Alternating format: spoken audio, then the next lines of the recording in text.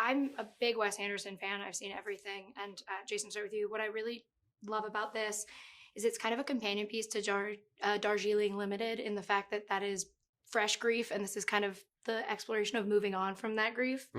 And so for you getting to be part of both of those stories and kind of seeing how Wes tackles grief in his films, what is it about him as a director and that specific kind of story that appeals to you? That's a good question. I hadn't. I think that. I think it's also this is a story of a bunch of people who are in different phases of grief, and also like conflict about moving on, moving forward. We're stuck in the past, not in the present at all. And I don't know why you'd have to ask Wes, honestly, why thematically that's something that he, but I think there's something always, it's interesting because it seems like you can never perfect grieving.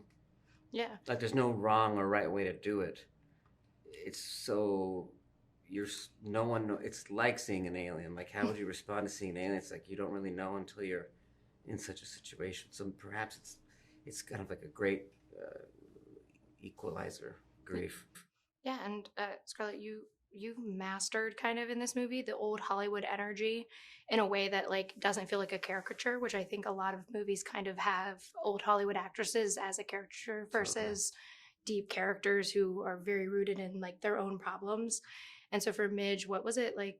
Was there anything that kind of helped you get into that mentality of like, these were women that have become kind of icons and people have forgotten that they had their own struggles?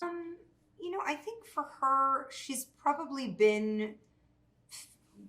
had such an established career that I think it's in some ways, her public persona and then all the stuff that's going on for her personally is this kind of blurry, like gray area, where she's, she kind of lets you in if she wants to, or, like I think it's hard for her to be caught off guard.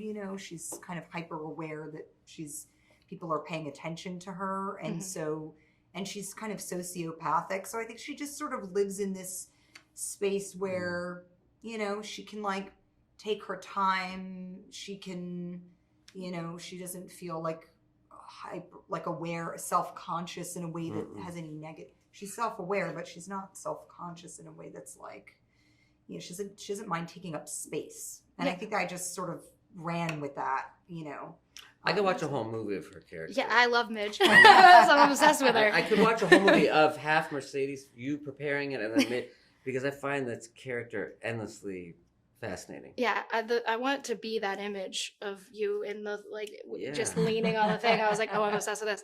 Thank you guys so much. I do have to say, Scarlett, before I leave, I have a Black Widow tattoo because I love that movie very much. Yay! It's awesome. It's a Yelena quote, but it is like I love that movie very, very much. That's awesome. Thank you. Wait, what is it? It says it was real to me, but it's underneath my Wanda diadem because awesome. I'm a little Marvel girly. That's so cool. Thank you guys. That's awesome. Rock and roll.